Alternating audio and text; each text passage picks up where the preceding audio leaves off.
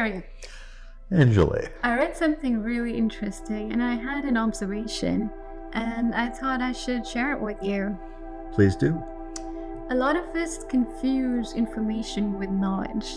Oh, that's certainly true. And so what I read provoked me to think why that's the case.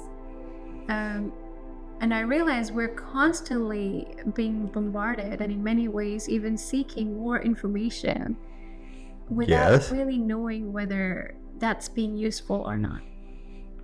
I think that's certainly true. And how does one distinguish between what's useful and what's not useful?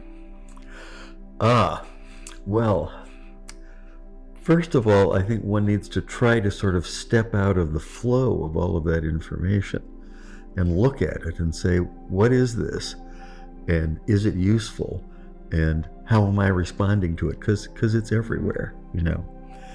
And so often one of the key distinctions is it useful?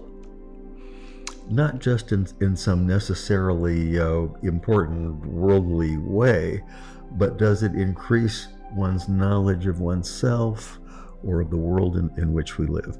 So, is it useful? And it's a more complicated question than most people realize, because what's at issue here is not simply use, but am I satisfied in simply getting an answer? Because so often people satisfy themselves by just taking an answer because it was the one to the questions asked, without really processing that and without giving it a chance to become something that you know, rather than simply a fact. Right. It's knowledge, not just data, as it were. It's interesting you say that, because whilst I was reading that article, it made me realize, how can information be transformed into knowledge? And the key, what I got from that was, information is something that we accumulate. Whether we choose to act on it or not is a personal decision. But it only becomes knowledge if we assimilate it in our own experience of it. Certainly.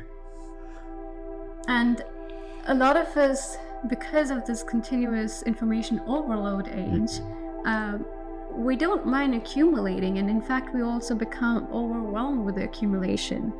But it requires us to step back and think whether this information is bringing about a transformation, like you said, in my own self.